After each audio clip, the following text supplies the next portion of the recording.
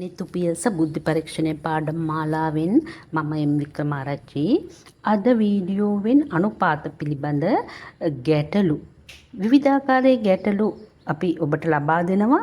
මේ එක් එක් අවස්ථාව හොඳට අධ්‍යයනය කරන්න. මෙවැනි ගැටලු විසඳන ඒවා සමහර ඒවා ඔබ වෙනත් ආකාරවලට දැනගෙන ඇති.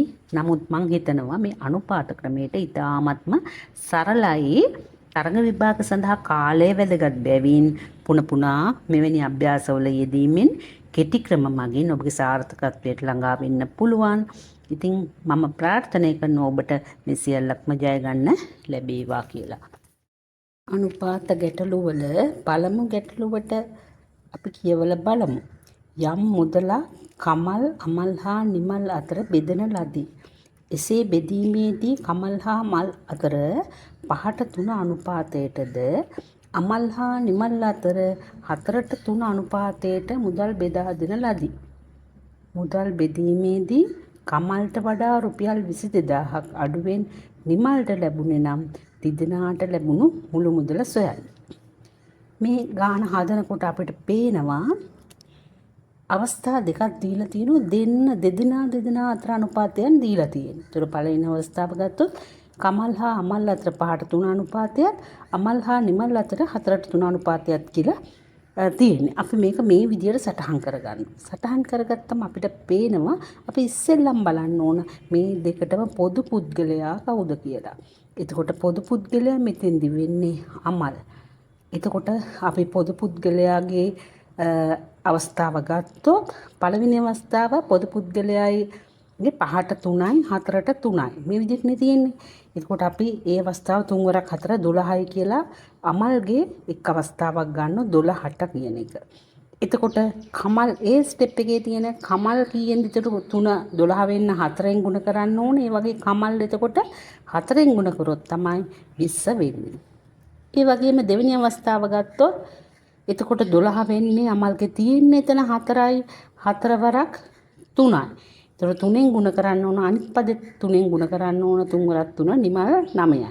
එහෙනම් කමල් අමල් නිමල් අපි ඇවිල්ලා තියෙනවා 20ට 12ට 9යි.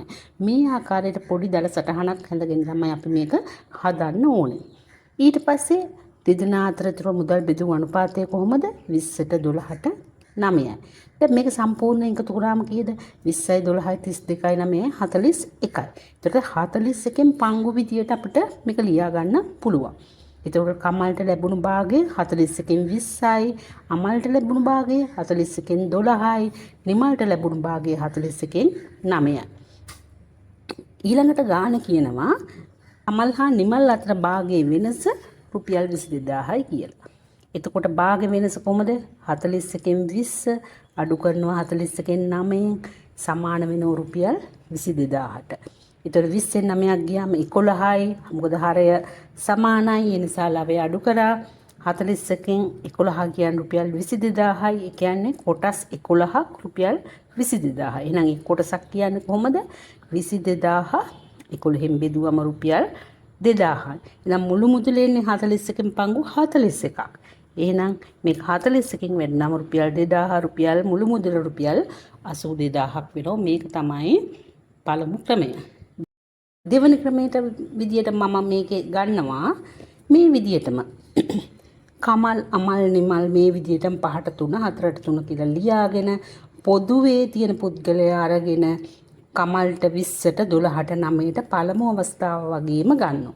අරගෙන ඉවරලා අපිට පේනවා දැන් මෙතනින් කමලුයි නිමලුයි අතර අනුපාතයේ වෙනසක් පේනවා. කොටස් කීයක්ද? 20න් 9ක් 11යි. කොටස් 11ක වෙනසක් පේනවා. එතකොට කමල් හා නිමල් අතර මුදල වෙනස රුපියල් 22000යි. එතකොට කොටස් 11යි වෙනස. කොටස් 11ක් සමානයි රුපියල් 22000යි. කොටස් එකක් සමානයි රුපියල් 22000යි. 11න් බෙදුවම රුපියල් 2000යි. එතකොට තිදෙනාම ලැබුණු මුදල 41න් පංගු 41ක් කියලා මං කිව්වා. පූර්ණ සංඛ්‍යාව එහෙමනේ සම්පූර්ණ මුදල වෙන්නේ. එතකොට මේ රුපියල් 2041කින් වැඩි වුණා 82000යි. එතකොට මේ විදිහේ ආකාර දෙකක් තියෙනවා. Tamanට පහසු ආකාරය. ඉක්මනට හදා ගන්න පුළුවන් ආකාරයේ Taman හිතලා Tamanගේ ගැටලුවට ඒක යොදා ගන්න. දෙවෙනි ගැටලුව විදියට ගන්නේ ඍජු කෝණාශ්‍රයක එක ළඟ ඇති පාද දෙකක් අතර අනුපාතය 3න් 1ට 2න් 1යි. ඍජු කෝණාශ්‍රයේ පරිමිතිය දීලා තියෙන සෙන්ටිමීටර් 40යි. එක් පාදයේ දිග සොයන්න කියලා තියෙනවා. එතකොට අපි මේක මුලදිම අපි හිතන්න ඕන අපි ඍජු කෝණාශ්‍රය මේ විදිහට ඇඳ ගන්න ඕන. මේ පාද දෙක AB කියලා නම් කර ගන්න ඕන. පාද දෙකේ 3න් 1ට 2න් 1යි කියලා අපි ලිව්ව ළඟ පාද දෙක එක ළඟ ඇති පාද දෙකක් කියලා තියෙනවා. අපි දැනගන්න ඕන ඍජු කෝණාශ්‍රයක සම්මුඛ පාද දිගින් සමානයි කියලා. එතකොට පරිමිතිය 40 නම් ඒ පාදයේ B පාදයේ දෙකේ එකතුව 42කින් බෙදුවා 20යි කියලා සෙන්ටිමීටර් 20ක් වෙන්න ඕන. අපි මේ දෙක AB කියලා නම් කරගමු. නමුත් 3න් 1ට 2න් 1 තියෙනකොට අපි හිතනවා මේක පූර්ණ සංඛ්‍යාවක් කරගත්තොත් අපිට ඉතාම පහසුයි කියලා. ඒ නිසා අපි මේක 6න් වැඩි කරමු. 6න් වැඩි කරොත් පළවෙනි එක 3න් 1 කියන එක 6න් වැඩි කරොත් එනවා 3 2යි 2ට කියලා.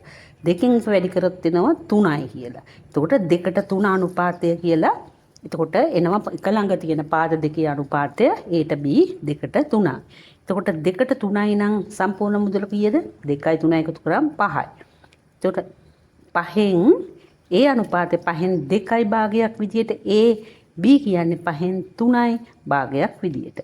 එතකොට අපි පරිමිතිය හොයාගත්තා. පරිමිතියෙන් 5න් 2ක් A පරිමිතියෙන් 5න් 3ක් B. එහෙම නේ තියෙන්නේ. එතකොට 5න් 2 සෙන්ටිමීටර් 20න් වැඩි වුණාම වෙනවා 5 වරක් 1යි 5 වරක් 4යි 4 වරක් 2 8යි සෙන්ටිමීටර් 8යි. එතකොට B පාදයේ දිගත් අපිට හොයන්න පුළුවන් 5න් 3 වැඩි කිරීම 20යි කියලා. හෙව්වම එනවා 5 වරක් 4යි 4 වරක් 3 12යි. එහෙම ඉතින් හොයන්න ඕනෙත් නැහැ. අපි එකක් හොයාගත්තම ඒ 8 නම් පරිමිතිය 20 නම් 20න් 8ක් අඩු කරාම 12යි. එහෙම ටක් ගාලා හොයාගන්න පුළුවන්. ඇත්තටම අපි මේ ගැටලු වලදී බලන්නේ කවුරුත් දක්ෂයෝ නමුත් කාලයනේ අපිට ඉතුරු කරගන්න ඕනේ. ඒක නිසා මේවා මෙවැනි ගණන් හදලා Taman නිපුණයන් බවට පත් වෙන්න ඕන. ඒ වගේම Taman මේ වයින් තෝරගෙන කෙටි ක්‍රමයෙන් හොයන්න පුරුදු වෙන්න ඕන. අපි බලමු තුන්වෙනි ගැටලුව. සුදු තින්ත හා ටර්පන්ටයින් 5ට 1 අනුපාතයට යොදා තින්ත මිශ්‍රණයක ලීටර් 40ක් තිබේ.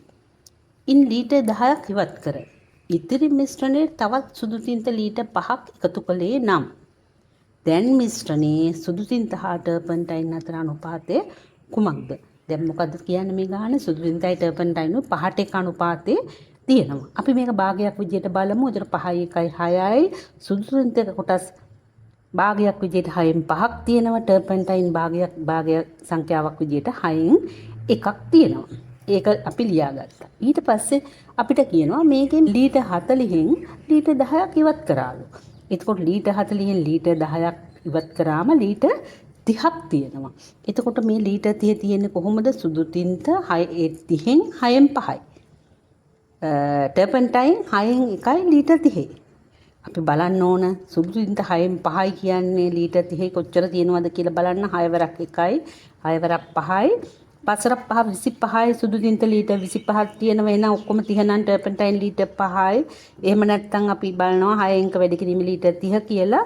එතකොට 6 වරක් 30ට 5යි 5 වරක් 1 5යි. එතකොට කොහොමද සුදු තින්ත ලීටර් 25යි ටර්පන්ටයින් ලීටර් 5යි තියෙනවා. නමුත් අපි ඊට පස්සේ ගාන කියනවා අලුතින් මොකද කරා කියන්නේ සුදු තින්ත ලීටර් 5ක් එකතු කරාලු. එතකොට මිශ්‍රණයේ සුදු තින්ත වලට ටර්පන්ටයින් අනුපාතයනේ අහන්නේ. ඒතකොට සුදු තින්ත ලීටර් ඉස්සෙල්ලා තියෙනවා 25ක්. දැන් අලුතෙන් 5ක් එකතු කරා. එතකොට එතන ලීටර් 30යි. නමුත් ටර්පන්ටයින් තියෙන්නේ ඒ ලීටර් 5 විතරයි. ඒතකොට ලීටර් 30ට ලීටර් 5 තමයි අනුපාතය. මේක කුඩා කරන 5 වරක් 6යි. එහෙනම් අනුපාතය අපිට ලැබෙනවා 6ට 1ක් විදියට. අනුපාත පිළිබඳ 4 වන ගැටලුව අවසාන ගැටලුව අපි බලමු. මේක තියෙන්නේ පාසලක් ගැන. කන්ද උඩරට මහාවිද්‍යාලයේ ගුරුවරුන් හා ගුරුවරයන් අතර අනුපාතය 4ට 3යි. ගුරුවරියන් අතර අනුපාතය 4ට 3යි. ගුරුවරුන්ගෙන් 4න් එකක් උපාධිධාරී. අනෙක් අය සාමාන්‍ය ගුරුවරිය. එතකොට ගුරුවරියන්ගෙන් 3න් එකක් උපාධිධාරී, ඉතිරි අය සාමාන්‍ය ගුරුවරිය. එතකොට කන්ද උඩරට මහාවිද්‍යාලයේ උපාධිධාරී ගුරු සාමාන්‍ය ගුරු අතර අනුපාතය හොයන්න කියන්නේ. අපිට මේ වගේ ගාණක් මෙහෙම හිතෙන් බෑ. අපි මේක වගුවක් විදියට හදා ගන්න ඕනේ. අපි හදාගත්තේ කොහොමද? මේ කන්දවුරට මහාවිද්‍යාලය කවුරුයි දෙගොල්ලෝ ඉන්නේ ගුරුවරුයි ගුරුවරියන්. එතකොට කීයද අනුපාතේ 4ට 3යි. අපි ඒක ලියාගත්තා. එතකොට ඔක්කොම කීයද ඉන්නේ? 4යි 3යි 7යි 7න් 4ක් ගුරුවරු 7න් 3ක් ගුරුවරියන්. තේරුණා නේද? ඊට පස්සේ ස්ටෙප් එකේ කියනවා මේගොල්ලොන්ගේ 4න් එකක් උපාධිධාරී. එතකොට උපාධිධාරී සාමාන්‍යයෙන් කියලානේ අපි වෙන් කරන්නේ. උපාධිධාරීන් 4න් එකක්ලු. එහෙනම් එතන 4න් 3ක් වෙනවා සාමාන්‍ය අය. ඊළඟට ගුරුවරියන්ගෙන් කොහොමද කියන්නේ? උපාධිධාරීන් 3න් 1යි. එතනම් සාමාන්‍ය අය 3න් 2යි. මේ විදියට වගුවක් ගහගන්නම අවශ්‍ය වෙනවා. ඊට පස්සේ අපි දැන් බලන්න ඕන සියලුම උපාධිධාරී ගුරු සියලුම සාමාන්‍ය ගුරු අතර අනුපාතය හොයන්න නම් එතකොට සියලුම උපාධිධාරී ගුරු හොයන්න ඕන. එතකොට කොහොමද අපි උඩ ඉඳලා බලමු? 7න් 4ක් ඉන්නවා ගුරුවරු 7න් 4න් 1යි නේද ගුරුවරු. එතකොට 7න් 4න් 1යි. කියන්නේ වැඩි කිරීම 7න් 4 වැඩි කිරීම 4න් කියන්නේ ගුරුවරු 7න් 1ක්. ඒ වගේම ගුරුවරියන් බලන්නකෝ 7න් 3න් 1යි. උපාධි අය මම මේ බලන්නේ. එතකොට 3ට 3 කැපුණා 7න් ඒත් එනවා 1ක්. එතකොට උපාධිධාරී ගුරුවරුන් කොහමද එන්නේ? සියලුම උපාධිධාරීන් ගුරුවරු 7න් 1යි ගුරුවරියන් 7න් 1යි. එහෙනම් 7න් 2යි සියලුම උපාධිධාරී ගුරු. එහෙනම් උපාධිධාරී නොවන අය කොහමද හොයන්නේ? අපි අර විදියටම ලියාගෙන බලන මට වඩා ලේසි සම්පූර්ණ ගාණෙන් 7න් 2ක් අඩු කරන එක. එතකොට 7න් 5යි. එතකොට අපි ලිව්වා මේ නිසා උපාධි ගුරු අනුපාත සාමාන්‍ය ගුරු 7න් 2ට 7න් 5යි. හරය සමාන නිසා අපිට ගන්න පුළුවන් 2ට 5යි කියලා අනුපාතය. මේ වගේ ගාණක් මේ වගේ සැකිල්ලක් හදාගන්නේ නැතුව අපිට කරගන්න අමාරු. ඒ නිසා අනිවාර්යෙන් මේ වගේ සැකිල්ලක් හදාගත යුතුයි. අද වීඩියෝවෙන් මම තරඟ විභාග සඳහා එන අනුපාත පිළිබඳ ගැටලු ඉදිරිපත් කරා. ඉතාමත් කෙටියෙන් කරන්න පුළුවන්. ඒ නිසා ඔබ සියලු දෙනාට මේ නිවැරදිව අධ්‍යයනය කරන්න ඇති කියලා මම හිතනවා. විභාගයේදී මේ සියලුම අය දක්ෂයෝ. නමුත් විභාගයේදී අපිට කාලය තමයි හරස් වෙන්නේ. ඒ නිසා මේවා පුනා කරලා තමන්ට ජයත් කරගන්න ඕනේ. ඒ වගේම අපි බලාපොරොත්තු වෙනවා වෙනත් වීඩියෝවක් ලැබසැනින් දැනගන්න. ඔබට ලයික් ෂෙයා සබ්ස්ක්‍රයිබ් කරන්න. ඔබට මේ අනුපාත පිළිබඳ ගැටලු මේ විදියට තේරෙයි කියලා මම හිතනවා. විවිධාකාරයේ අනුපාත පිළිබඳ ගැටලු මම හිතනවා මේක සියල්ලටම තේරෙන්නේ නැති කියලා. බොහොමත්ම ස්තුතියි.